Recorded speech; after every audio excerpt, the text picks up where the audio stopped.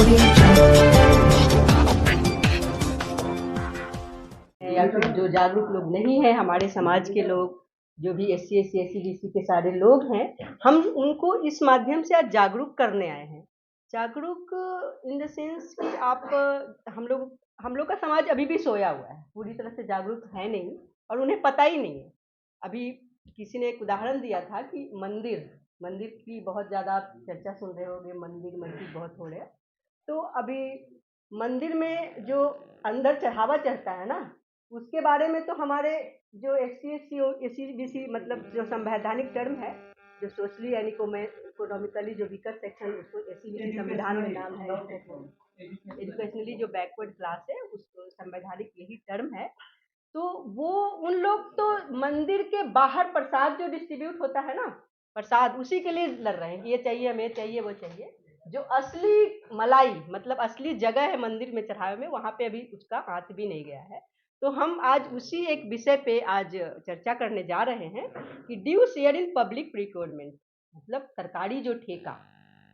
Generally नौकरियों की तो बहुत लड़ाई हो रही है कि नौकरियां हमें चाहिए, नौकरियों में आरक्षण नहीं है। अभी जब मंडल कमीशन आए तो ओबीसी को भी मिला, पहले भी बाबा साहब ने जब आरक्षण लागू हुआ था देश में, मतलब जब देश आज़ाद हुआ था, तो उस समय जब SC SC OBC की जितनी भी आबादी थी उस अनुसार से उनको मिल गया था, लेकिन OBC को मिलते हुए 40 वर्ष हो गए। मतलब तीनों को मिला करके भी अभी भी 1991 में जब खुलेपन का दौर आया, उस तक की गणना और अभी भी गणना के अनुसार 12% भी SC SC OBC को मिलाकर नौकरियों में भी नहीं है।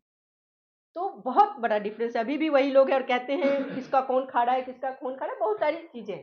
तो आज हम एक बहुत बड़े टॉपिक्स जो वी लव पीपल की ओर से आज बोलने जा रहे हैं। तो सबसे पहले यहाँ होता तो आप लोग भी देख सकते थे, इसमें क्या है कि हम डिस्कस करें सबसे पहले wealth distribution from government trustee. जो हमारे देश का जो GDP है वो लगभग 3.75 डॉलर मतलब ट्रिलियन डॉलर में है ना। तो उसमें अगर हम 300 से मतलब 80 से गुना कर दें, जो रुपीज में आएगा, तो लगभग 300 ट्रिलियन आता है उसका जो इंडियन जो हमारा इकोनॉमी है, GDP। और जो हमारे सरकारी बजट है, जो सरकारी जो हर साल सरकार बजट पेश करती है, वो बजट 23 और 24 जो 2023-24 में 45 लाख करोड़ के बजट हमारे देश में देश ने मतलब पेश किया गया था। जो प्रोक्यूरमेंट जो हम अभी सरकारी ठेके की बात कर रहे थे, वो 60 लाख करोड़ है। मतलब ह्यूज डिफरेंस, मतलब जो हमारे देश में तो जो पूरी तरह से बजट है उससे भी अधिक, उसमें तो हमारा SC SC OBC कहीं है ही नहीं। हम आज उस पर डिस्कस करने जा रहे हैं। तो गवर्नमेंट जॉब जो देश की, जिसपे इतनी लड़ाइयां चल रही है, आरक्षण ये वो देश का 3% GDP शेयर करता है, 3% मात्र, नियरली, है ना। वो लगभग 9 लाख करोड़ का है, जिसमें आपको आउटसोर्सिंग, प्राइवेटाइजेशन और डिसइन्वेस्टमेंट तीनों समझ ही सकते हैं। डिसइन्वेस्टमेंट जो कि निवेश होते हैं जो सरकार निकालती है ठेके पे, प्राइवेटाइजेशन जो प्राइवेट नौकरियां होती है वो हो गया, आउटसोर्सिंग, ये सब मिला करके 3% होता है, लगभग 9 लाख करोड़। और वो पब्लिक प्रिक्योरमेंट जो सरकारी ठेका है, वो हमारे देश का ये जो है वर्ल्ड बैंक की रिकॉर्ड है। और जो हमारे देश की जो रिपोर्ट पेश की जाती है सरकार के द्वारा, उस रिपोर्ट के अनुसार 60 लाख करोड़ जो है, ये लगभग 60% GDP का है, वो सारे ये सरकारी प्रोक्योरमेंट यानी सरकारी ठेकेदारों को दी जाती है, सरकारी ठेका दिया जाता है। उस पर मैं ये कहना चाहती हूँ। लेकिन इसमें कई बार आवाज भी उठती है, जैसे आवाज, क्योंकि हमारे जो समाज में मान ली कि SC SC OBC की आवाज उठाने वाले भी कई पार्टियां हैं या फिर सामाजिक संगठन के लोग हैं, उनका भी ध्यान इस ओर नहीं जाता है, क्योंकि जानकारी का मतलब अभाव है। और ये पब्लिक फोरम में दिया भी नहीं जाता, तो वो कहाँ से उठाएंगे इसकी आवाज। वो उठाते भी हैं तो आरक्षण दीजिए, नौकरी में दीजिए, वो भी जो आप समझ रहे हैं कि पहले हमारे जो SC SC OBC के लोग हो सकता है किसी C और D ग्रुप में आ भी जाते, तो वो भी अब नहीं रही, कॉन्ट्रैक्ट पे हो गई, आउटसोर्सिंग हो गई, है ना। तो वहाँ भी बायस चलता है, उन्हीं के लोग होते हैं। तो इस तरह से उसमें भी हो रही है। और ये जो सरकारी ठेका, इसमें तो कहीं हम लोग हैं ही नहीं, उसी का हम आज जिक्र करने जा रहे हैं और बात कर रहे हैं उसी पे।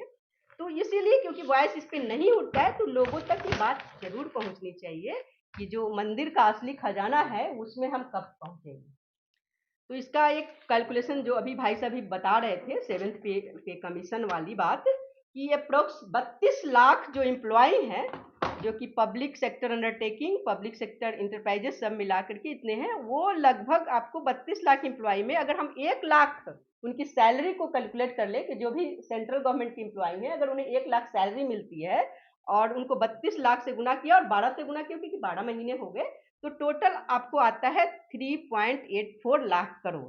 ये आपको सेंट्रल गवर्नमेंट जो सैलरी के रूप में देती है एम्प्लॉइज को, वो डाटा है।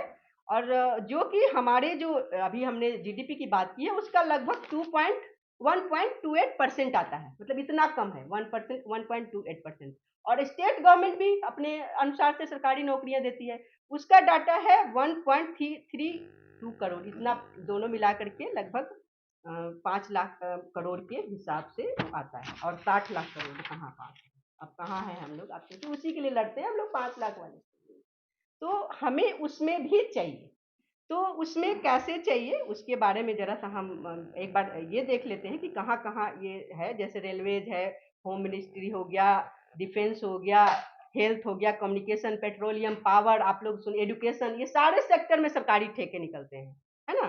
और वो उसी प्रकार से जब सेंट्रल गवर्नमेंट निकालती है और उसी प्रकार से आपको स्टेट गवर्नमेंट भी निकालती है, लेकिन उसमें हमारे लोग नहीं हैं, यानी कि जो बहुसंख्यक आबादी है, जो देश की अर्थव्यवस्था में बहुत ज्यादा उसका हाथ है, वो कहीं नहीं है, क्योंकि या तो एलिजिबल नहीं है, क्योंकि उसमें ऐसे ऐसे कंडीशंस हैं जो कंडीशंस को हमारे बहुजन समाज के लोग नहीं फॉलो करते हैं। तो उसमें भी हमें जैसे ये डाटा है एक, जिसमें आपको road on transport and highway में 2.7 लाख करोड़ है, आपको होम अफेयर से 1.96 लाख करोड़ है, रेलवे में आपको 2.41 लाख करोड़ है, केमिकल्स फर्टिलाइजर्स है उसमें 1.78 लाख करोड़ है, कम्युनिकेशंस में आपको 1.23 लाख करोड़ है। इसी तरह से ये सारा डाटा आपको प्रोवाइड की जाएगी। तो एवरेज कॉन्ट्रैक्ट साइज जो है उसमें लगभग 800 करोड़ एनएचएआई का है, एनटीपीसी, ओएनजीसी, गेल, वेल, बीपीसीएल, वायल रेडो, इस सब रेलवे मिलाकर के 800 करोड़ हो जाता है ये। तो वो सब कहाँ जा रहा है, वो सब हमें उसमें हमें मिनिमम मतलब जीरो है, कहीं है ही नहीं उसमें। तो उसके बारे में हम ये देख रहे हैं कि इस पे एक विवाद चलनी चाहिए, आप लोग के दौरान, हम लोग के दौरान, सब लोगों के बीच एक चर्चा शुरू होनी चाहिए कि भाई जो हमारे को मेन अधिकार, जो सरकार की जो अर्थव्यवस्था है, जो आर्थिक चीजें, उसमें भी तो हमारा अधिकार होना चाहिए, वो कब मिलेगा हमें।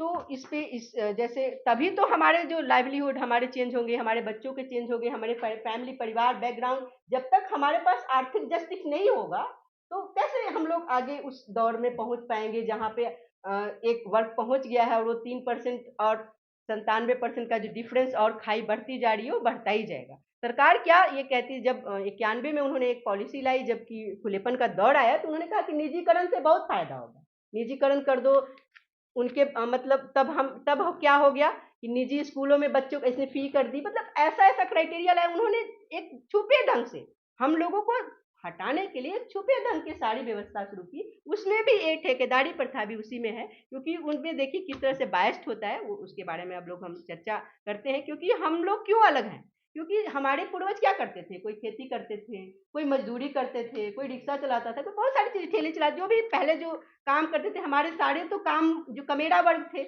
या फिर किसान वर्ग के जो लोग थे, तो उन लोग तो इस चीज में पहले से थे ही नहीं। तो वो जो क्राइटेरिया लगाते हैं कि भाई 100 करोड़ का टर्न ओवर होना चाहिए, एक्सपीरियंस होना चाहिए, ये बजट होना चाहिए, ये सब हमारे परिवारों के पास था ही नहीं। तो उनको आज भी वो चीज नहीं मिल पा, हम लोगों के जो अब बहुसंख्यक समाज है वो उसमें इलिजिबल ही नहीं है, तो उस ठेके को ले ही नहीं सकता है। तो और एक चीज, दूसरी चीज और है कि जो भी बैठे हुए हैं उस फील्ड में, वो सब कौन है, मनवादी लोग हैं, वही लोग हैं जो लोग अपने ही बायस्ड अपने लोगों को लेंगे, यहाँ पे बताएंगे कि हमारे यहाँ इस फील्ड में आपको ठेका निकला हुआ है, आप जल्दी से डालो और हम आपके लिए बैठे हुए हैं, हम आपका पास करा देंगे, पीछे से थोड़ा सा दे देना, कोई बात नहीं है, चढ़ावा चढ़ता है, आपको पता ही होगा। वो सारे चढ़ावा के माध्यम से उनको ही मिलता है। और चढ़ावा आप किससे कांटेक्ट कीजिएगा, आप चढ़ावा चढ़ाने के लिए भी कांटेक्ट करने जाइएगा तो आपके है ही नहीं कोई लिंक, सारे लिंक तो उन्हीं लोगों के हैं, तो कहाँ से मिलेंगे। तो आप तो हम लोग तो भूल ही जाए कि वो मिल सकता है। तो ये सब चीजें हैं, लेकिन फिर बहुत ज़्यादा शिकायत होने लगी सरकारों की कि भाई इस तरह से बहुत कितने दिन तक चलता। कुछ आवाज़ उठी सामाजिक संगठनों की, तो उन्होंने एक पॉलिसी लाई सरकार ने 2006 में micro small and medium enterprises development MSED के नाम से एक्ट पास किया 2006 में। लेकिन वो एक्ट जो है वो इम्प्लीमेंट में आते आते 2012 लग गए, मतलब 6 साल और खर्च हो गए। और 2006 में उन्होंने जो एक एक्ट लाया, उसमें उन्होंने कहा कि जो भी स्मॉल इंडस्ट्रीज हैं, मतलब छोटे माइक्रो, जो एमएसएमई के नाम से आप अभी थोड़ा सा प्रचलित है, आप सुने होंगे, उसमें लोगों को, हमें, आपको, मतलब जो भी आपको एससी एससी है, ओबीसी तो नहीं, उसमें भी एससी बीसी को हटा दिया गया, एससी को 4% ठेका दिया जाएगा। वो 20% है, मतलब कहने का सेंस है कि जो 100% में 80% अगर मान लिया जाए कि बड़े जो कॉर्पोरेट बिजनेस होते हैं उसको मतलब जो प्रोक्योरमेंट होते हैं, ठेकेदारी होते हैं, उसको नहीं, लेकिन जो 20% एमएसएमई है उसमें 4% एससी एससी को उन्होंने रिजर्वेशन दिया, और 3% वीमेंस के लिए। हाँ, लघु उद्योग को उसमें तो बोली जाइए 80% में तो आप है ही नहीं कहीं, लेकिन जो 20% उसका हिस्सा है जो एमएसएमई में है, उसमें 4% और 3% 2012 में उन्होंने लाया। लेकिन फिर वो 2000 मतलब फिर वो डाटा तो कलेक्ट होते हैं ना कि कितने एससी एलिजिबल हुए, उनको मिला। तो उस डाटा में जब उन्होंने देखा तो 2016 तक कहीं नहीं थे, तब भी एकदम नील था, कोई लोग है ही नहीं। मात्र उन्होंने कैलकुलेट किया तो जो एमएसएमई में उनको डाटा जो मिला बहुत ही कम, 0.07% डाटा जब 2016 तक मिला। तो उन्होंने एक हब बनाई जिसका नाम था the national schedule caste and schedule tribe hub, SC ST hub. उस हब से थोड़ा जागरूकता फैलाना या लोगों को कहना शुरू किया कि आप थोड़ा उनको भी लाओ वरना तुम्हें ही ना मिलेगा, बहुत सारी चीजें हैं। तो थोड़ा सा एक कंडीशन लगाया तो थोड़ा जागरूकता फैली, तो जा करके आपको 15-16 के समय ये डाटा आया कि 4% जो एससी एसटी को रिजर्वेशन मिला था वो 22-23 में, 2022-23 में जा करके वो 0.84% पे आया। 0.84% में आप अगर उसको फिगर में, एग्जैक्ट फिगर में देखेंगे तो वो होता है आपको 1468 करोड़।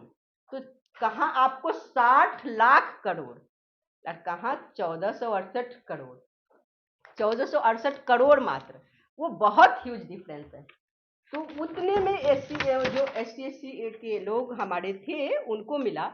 तो अगर बिहार की जातिगत जनगणना करें तब तो बहुत होता है, लेकिन 50% भी अगर किया जाए तो एससी बीसी को आपको लगभग, क्योंकि अभी जो पब्लिक प्रोक्योरमेंट है जो टोटल उसका 22-23 के अनुसार 68 लाख सरकार, मतलब सरकार एग्जैक्ट फिगर सरकार नहीं देती, लेकिन वो कुछ जो उन्होंने डाटा पेश करते हैं भारत सरकार की ओर से, उसके अनुसार से 68 लाख करोड़ बजट में आया है। तो उसमें आपको जो 50% हमारा शेयर तो कम से कम होना चाहिए था, 50% हमारा नहीं, एससी बीसी का, और उसमें आपको ओबीसी को 4% क्यों, कितना है ओबीसी, एससी सॉरी एससी, आपको सेंसस के अनुसार 22% तो कम से कम है ना, तो 4% किस, हम लोग भी जॉब सीकर नहीं है, हम लोग जॉब गिवर बनना चाहते हैं। हमारे भी एमपी एमएलए होंगे, हमारे पास भी पैसा रहेगा तो हम भी चंदा देकर बना देंगे, किसी को भी एमपीएलए बना देंगे, भेज देंगे, हमारी आवाज उठाएगा।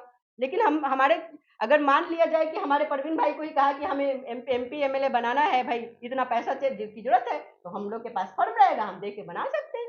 तो हमारे लोग को हम कैसे भेजेंगे जब हमारे पास पैसा ही नहीं रहेगा। तो ये सब चीजें हैं पॉलिटिकल पार्टी, क्योंकि आपको पता ही है कैसे चलता है। अब आज बॉन्ड पे बहुत चल रहा है ना डिबेट, आप देख रहे होंगे ना कि किसके पास बॉन्ड लोग रिवील नहीं कर रहे हैं, जनता का पैसा और बॉन्ड को रिवील नहीं कर रहे किसको कितना मिला है, कौन दिया है, कैसे मिला है, किस लिए मिला है, तो वो कौन दे रहा है। तो फिर वो चीज में हमें भी लाओ ना, हम लोग के साथ इतनी ईमानदारी की जरूरत है कि हम लोग बहुत ईमानदार बने रहे, और आप लोग खाली दिखावा के ईमानदार बने रहोगे, तो ये नहीं चलेगा। कितने दिन तक डिस्क्रिमिनेशन चलेगा, बहुत दिनों से झेल रहे हैं। बस इसी के साथ जस्टिस, थैंक यू।